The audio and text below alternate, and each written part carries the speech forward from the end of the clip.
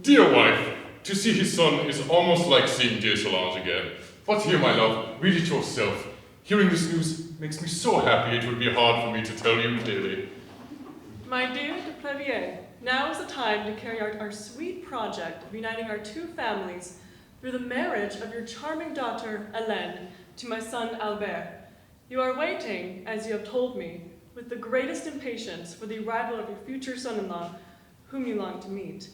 I am sending him to you almost at the same time as this letter, with the full confidence that you will receive him amicably in memory of our old friendship. I truly believe that he already loves your Hélène. His only fear is to not please her. I am awaiting details on how he will have courted his pretty fiancée. Goodbye, my friend. This union is my life's dream. May it be happily accomplished. Well, my dear, this is your dream too, and I understand your joy.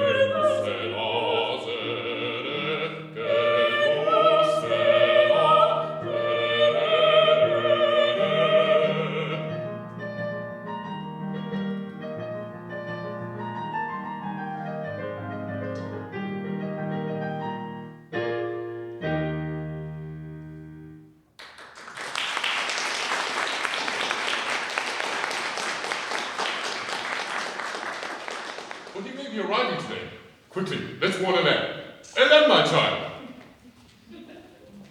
My daughter, your father and I have often spoken to the Solange family, and of Albert, who we all consider your fiancé. Well, he's coming. You have nothing to say. Dear child, you look pale. Are you in pain? Me, mother. I'm fine, I assure you. But look how unkempt you look.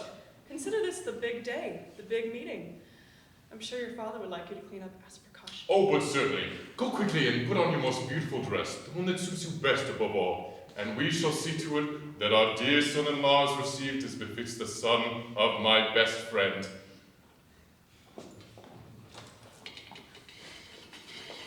My God. So here it is, this moment that I dread. I wish I could keep it away forever.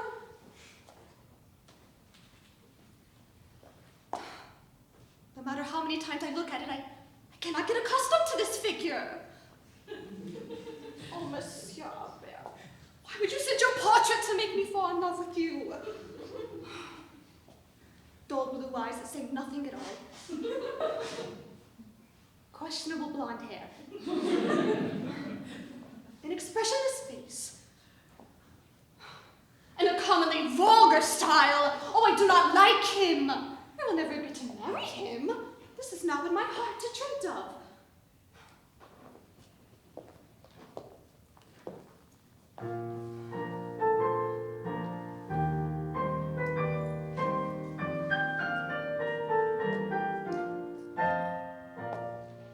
Je m'en souviens de mon enfance, j'avais bravé la dans mon cœur, la gracieuse ressemblance de ce qui ferait mon bonheur.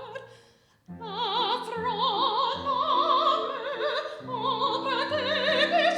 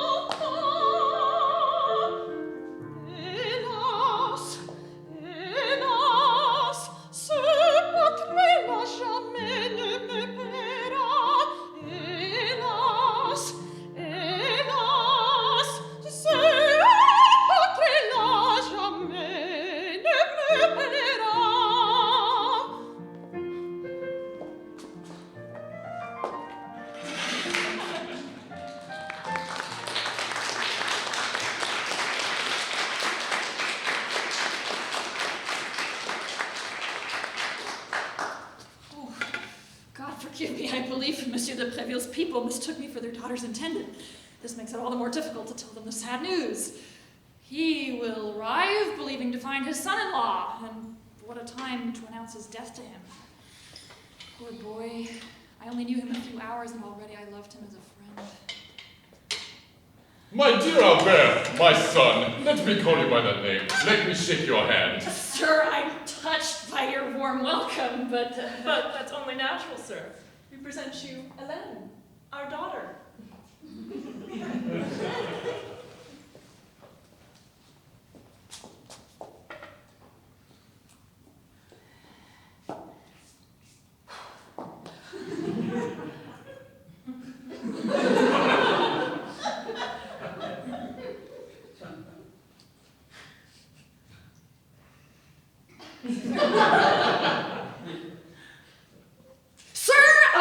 No need for small talk, dear Albert. We know who you are and why you've come.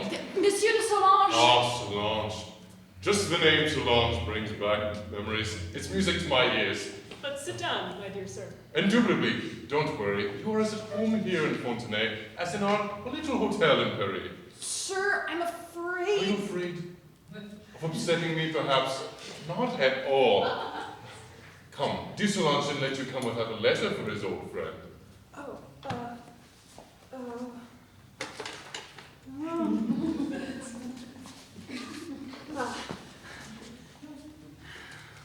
This is a strange affair. They just won't let me say a word to correct them. Oh, she's pretty. Well, come what may, I will play the role that is imposed on me. Here for a moment, I am Mademoiselle's intended. He asks me to welcome you. Relax. Besides, for me, you are the living memory of my youthful years spent with Solange. You know, you look like him, Albert. It's amazing. It's striking.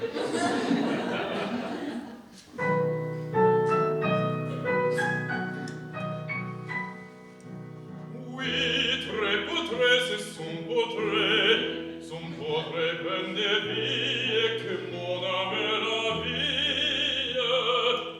Quand je vous vois vraiment, je crois au bonheur sans mélange. Je revois mon cher Solange. Oui, très portrait, c'est son portrait. Son portrait plein de vie que son âme ravie. Quand je le vois vraiment, je crois, son bonheur sans mélange.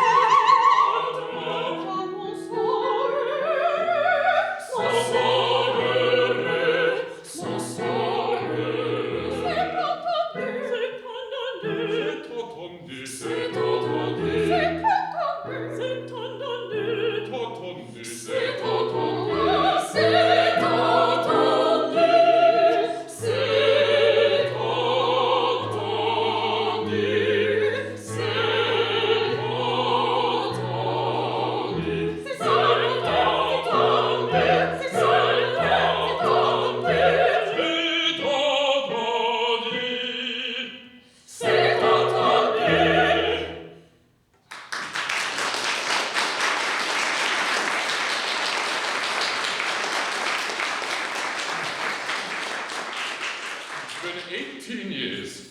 Yes, 18 years I have longed for this day. When I heard that Solange had a son, I married only to have a girl. And in fact... Only? Oh, how kind. Husbands. Oh, sir, how soon you become like this? Oh, come, my love, why interrupt me for so little? It's clear when I married you. It was not the only reason, but indeed... That's true, at least. Still, my daughter gave me more joy than all the sons of the world the day I embraced her for the first time. And already in my heart, even before her baptism, she was engaged to be married to my friend's little child. But talk to each other a little. You both seem so shy. We like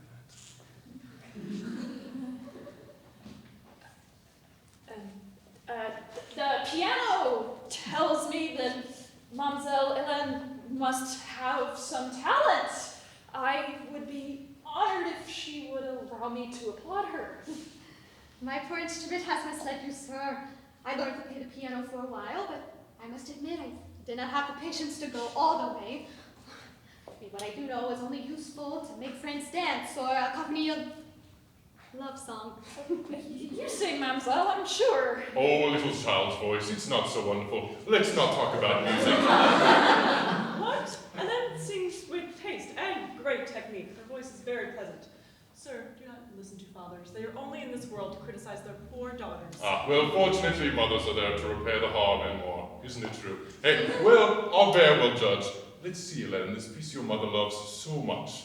But, dear father, it is a duet, and I cannot sing it alone. Come, sir, you must do your part. I would be afraid of doing quite badly. Miss Hélène must have a love song somewhere for one voice. Maybe, but it's so pretty, and it's my favorite tune. Oh, this is too good a reason for me not to accept. Isn't he lovable, dear Albert? He's just like his father was at 25 years old. Violet and butterfly. The title is charming. Well, come on, the audience is waiting. Give it all your voice, Hélène.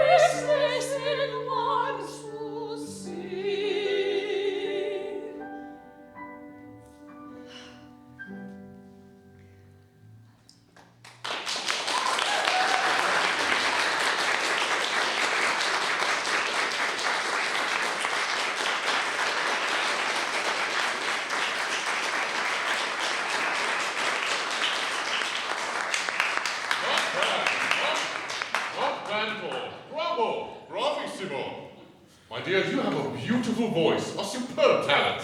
And Monsieur de Solange, who wrote to us both, said that music was unsympathetic to you, that all of his efforts to form your taste in your had failed. Oh, you're mistaken, truth be told. The talent alone of Miss Hélène supported the piece, which without her would have been very weak. Doesn't she sing well? Ah, come now, my dear. It's not proper to constantly praise one's children, especially in front of strangers. But Monsieur Albert is no stranger. I do not see him as such, at least. You are too kind, madame. You see, my dear, women are always right. If I dared to express my lowly opinion, I might say that never has a voice seemed to me more agreeable and better conducted than that of Miss Hélène. Can you say otherwise? Dear Albert, you will excuse us. Madame de Préville and I will go attend to the household. We won't disturb you, you see, my friend. Besides, Hélène will keep you company. That's it. It'll be an opportunity for them to get to know each other. See you later, Hélène. See you soon, Albert.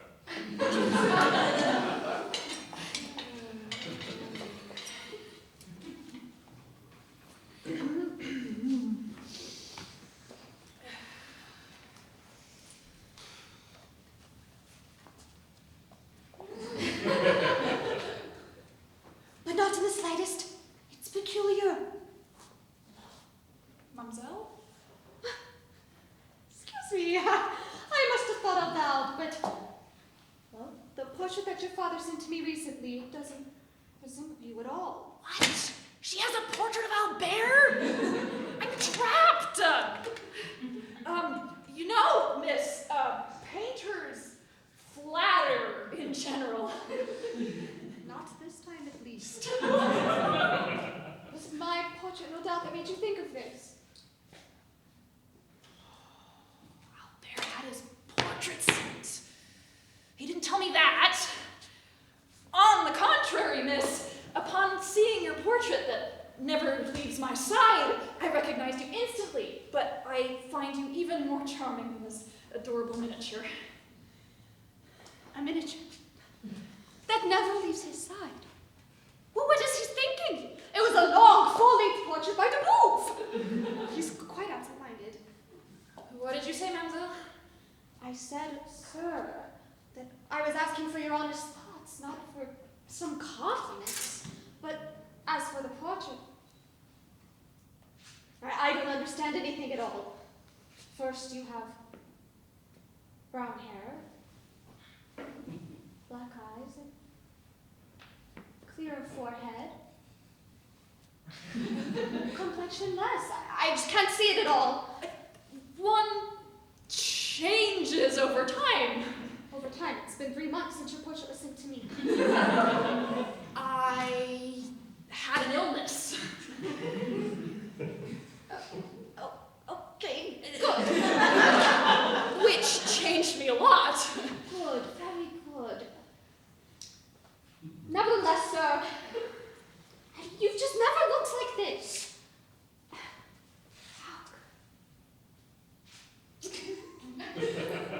You tell your painter from New York that he's just an awful dumpster, then... Nothing. Finish, please. Finish the sentence. Did I begin a sentence? Presumably. Must I finish? I beseech you, please.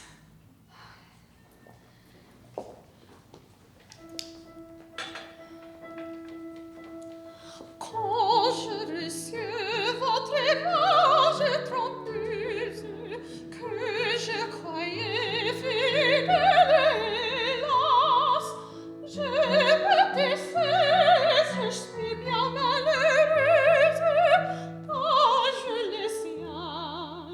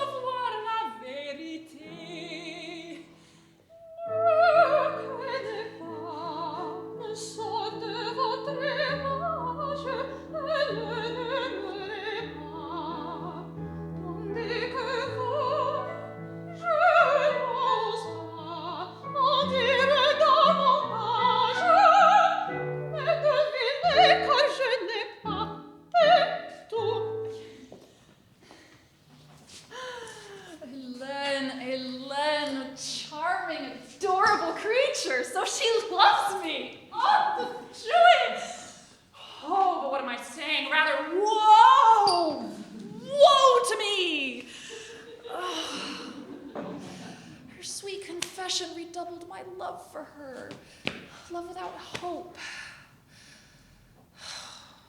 Why didn't I tell them who I was when I arrived? Well, they wouldn't let me. And now what pain to have to leave her. Oh, but I cannot prolong this mistake any longer. I must hurry. I must have courage. Alone? And Hélène, hey, well, she is polite, your fiancé leaving you like that. You seem upset. Don't pay it any mind, Albert. Don't worry. She's a little shy, but it'll pass. Do not blame Miss Hélène, please. She was very charming company, but as you can see, I am preparing to depart, to leave you. What?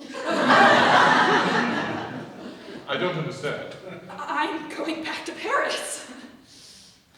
Come now, that is to say, we will send Jacques in the carriage to pick up your bags, and you will stay here until the big day. How does that suit you? You are a great man, sir, but there is an important affair that I must attend to in Paris. An affair? You, in Paris? A city where you arrived this morning and left at noon to come here. Where you've never been and don't know any. I know you are going to see your banker. I would to God that I had one. Your efforts are unnecessary, dear Albert. My fund is there at your disposal. You confound me, sir, with your kindness, but I must leave despite your friendly courtesies. Very well. I shall let you go, but only once you have discussed and explained this important matter to me. Do you truly want to know? Well, listen.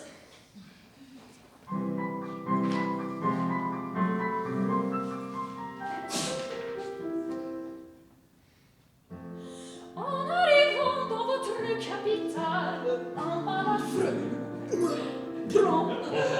Vraiment? Un médecin vient et j'avale les plus actifs médicaments. C'est régalant. Mais tout secours est inutile, bientôt je meurs. Ah, quel malheur! Et demain, à travers la ville, je dois mener mon deuil en pleurs. Quelle douleur, quelle douleur, quelle douleur! Je ne puis plus en conscience, à peine arrivé dans Paris, choquer les gens de ce pays, avec grands airs de négligence, et l'étiquette veut que le mort soit présent quand on l'emporte en terre.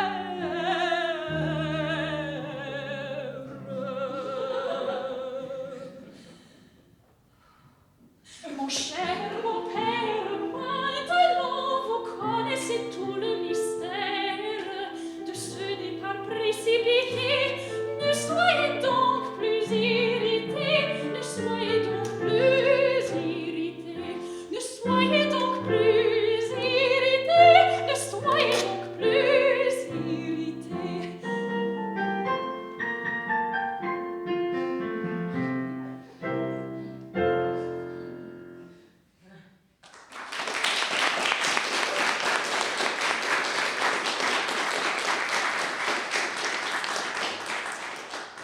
Irritated? No, but I am surprised. Very surprised.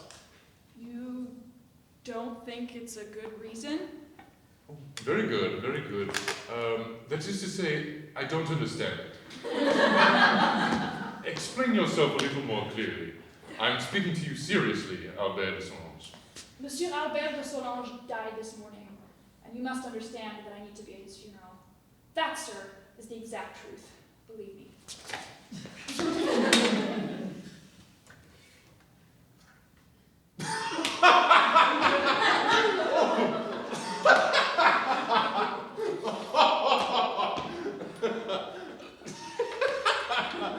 What is it? What is this ungainly laughter drew us in?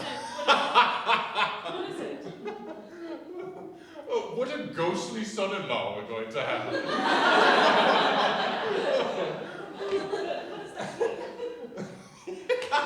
Well, you see, Albert has gone to go to... has gone to Paris.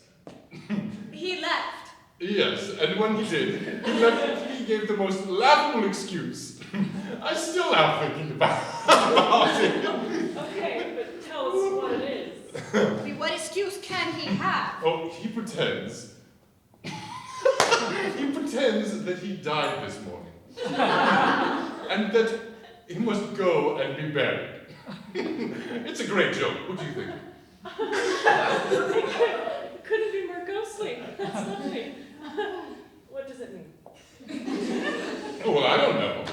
But it's original. He's very cheerful, this young man. Long live joy. I love joy. But Len, you were not laughing. You look concerned, dear. What is it? Me, Mother, it's nothing at all. It's just I found it strange that Monsieur Albert would leave so hastily without saying goodbye, right? Do not pay it any mind. It is so as not to miss the railway train. By the way, when I think about it, he left haphazardly and there'll be no trains leaving for half an hour. He'll be waiting there the whole time. Oh, how upsetting. Well, Monsieur Albert would have done better by just waiting here. Oh, do you think so, dear daughter? Well, the intendant does not displease you. Very good, as it should be. He's very good, our Albert. But I do not understand a thing about this portrait his father sent to us. If I remember correctly, we shouldn't have remembered him so handsome. Hélène, do you have your locket? Here it is, Mother. There's no resemblance to his portrait. Look at this. There isn't. One's blonde, the other brunette. Well, Monsieur Albert explained his reasoning to me. He said he had an illness and it changed him quite a bit. Ah, it's possible. A disease does not change a white man to a black man or a blonde to a brunette. Something is not right here. What? Well, how could it be? What do you want there to be, my love? It's the painter's fault, that's all. And that's what I said exactly. Absent-minded. He left all his papers here. Therefore, he does not intend to stay long in Paris. He seemed fine to me. What is this? Several letters addressed to Monsieur Henri Valcourt. Business cards, Henri. Passport, Henri Valcourt.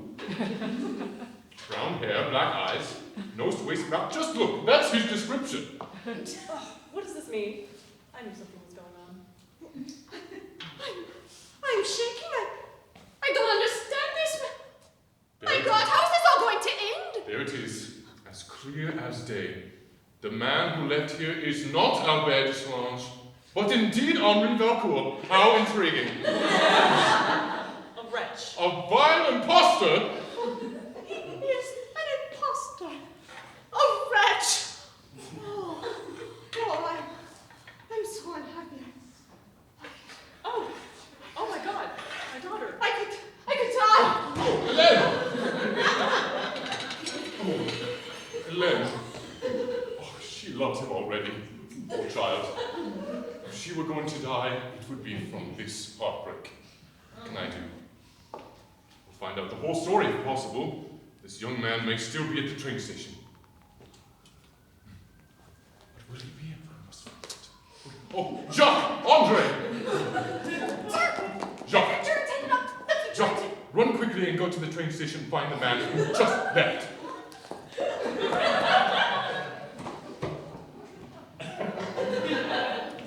Will he no longer be there, or will she be frightened?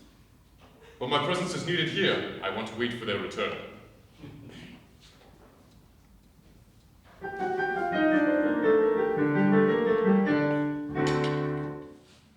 J'en perds la tête, à quel tourment, je ne sais plus que faire. À tout côté, je voudrais secourir mon enfant de l'autre éclaircir ce mystère. J'en perds la tête, à quel tourment, au diable les enfants. J'en perds la tête, à quel tourment, au diable les enfants.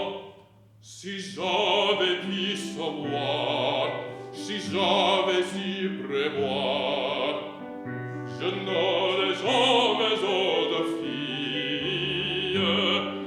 Je croyais bonnement que c'était là le mot et le bonheur de la famille.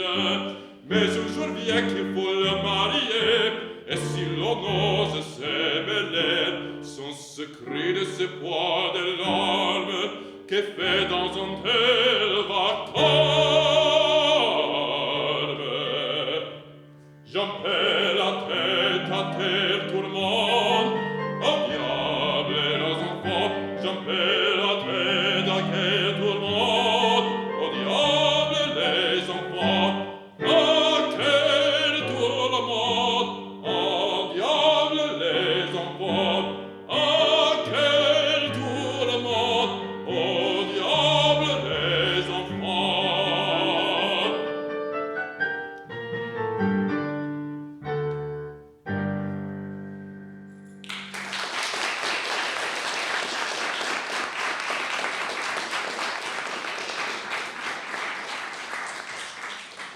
How late they are. Are they not coming?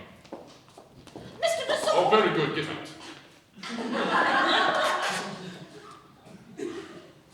Sir, will you adequately explain to me why the portrait and description of Henri Valcourt resemble you infinitely more than the description of Monsieur Albert Solange? Sir, this strikes me as an attempt at a scheme, and an unworthy deception. Why, to present yourself to the family in so self-assuredly a manner, you didn't have to go all the way, I think. Besides, I may thank you again for leaving before this is all ended. Sir, please do not condemn me without having understood me. I'm guilty. I confess it. But not so much as you think. And if you allow, I will explain to you. Ah, here's the explanation. I'm curious to see how you'll get out of this one. I have been in Lyon and was recently lured to Paris by the prospect of a more advantageous position. On my journey to Paris, I found myself in the same train car as a confiding young gentleman with whom I entered into conversation. He told me his name, Albert Solange. He told me the purpose of his trip, the planned union between himself and the young woman who is your daughter. When we arrived in Paris that night, we found out we were staying at the same hotel, but alas, a sudden and terrible illness that very night cut short the happy existence of my new friend. What? Albert is dead? Solange, what a terrible misfortune for the whole family. But do go on. With his last words, he instructed me to bring news of his death to you, as well as his papers. When I arrived at Fontenay to fulfill my painful mission, my arrival caused a great stir and everyone went around yelling, "Here he is! Here he is!" It was impossible for me to say anything about who I was with everyone so stirred up. And I tried to say who I was, but no one would let me. Remember, sir, your outpouring, your paternal welcome.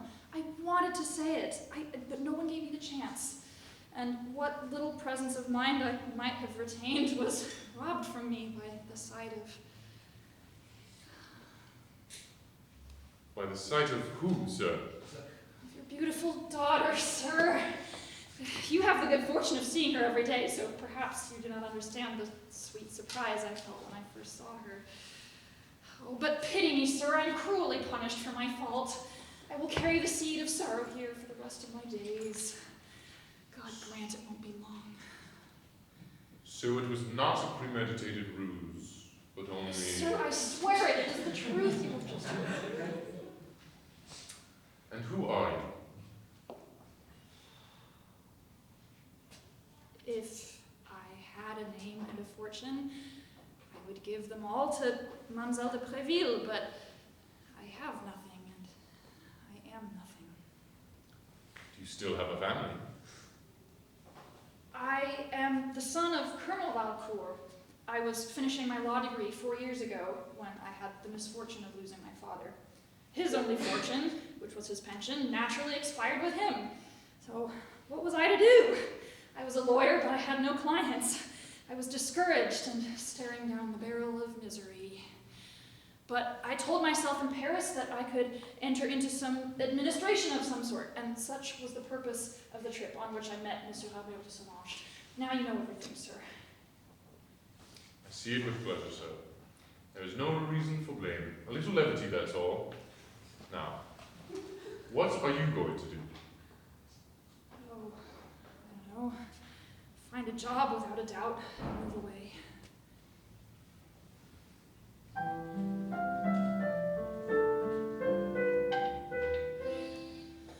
Que faire hélas quand le cœur se déchire, quand au bonheur j'ai perdu tout espoir, je traînerai au loin mon long martyre, puisque jamais je ne dois le revoir.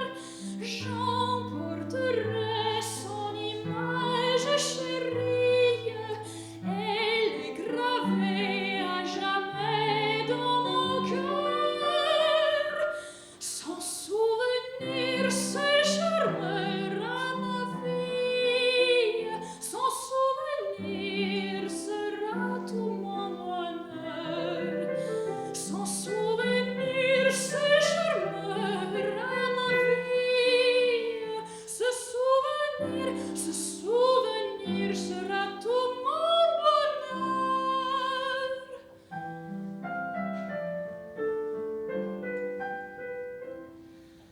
Pourquoi le ciel a-t-il fait de si belle? Pourquoi l'offrir à mon regard charmé? Ah, maintenant puis-je vivre sans elle? Il faut partir, hélas, le cœur brisé. Ah, son aspect, mon âme tout émue, un seul instant a pu croire au bonheur. Douce espérance, hélas, si tout déçue, il faut partir et cacher ma douleur. Douce espérance, hélas, si tout déçue, il faut partir et cacher ma douleur.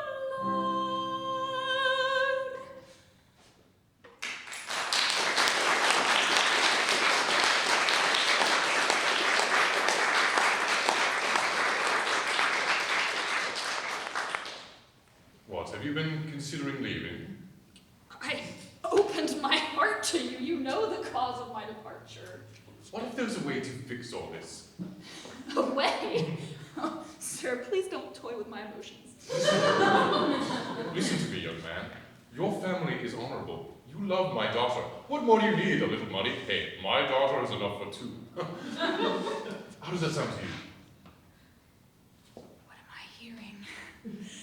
Could I believe in so much happiness? And Miss Hélène? My daughter will abide by my wishes. And besides, do I have to spell it out for you? Your departure did not make her very happy. Hélène!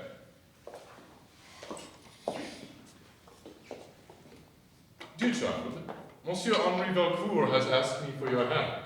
What shall I say to him? But Mr. Henri Valcourt? Leave me, my dear. I know who I'm introducing to. To finish all this, all that is needed is her answer. Oh, dear father, your will is always mine. Wonderful! This here is a dutiful daughter. Now, monsieur, it is up to you to keep her up to her good habits. Such happiness. I can hardly believe it. Our dear son-in-law. My poor daughter, you know, you were almost a widow before you were married. Fortune, fickle mistress. Tell me about it. Did he say mistress? Widow. How so a widow? And Mr. Henri Valcourt? I will tell you all this, my love, for it is a story, but a sad story. Let us keep sorrow to ourselves and not disturb the happiness of our dear children.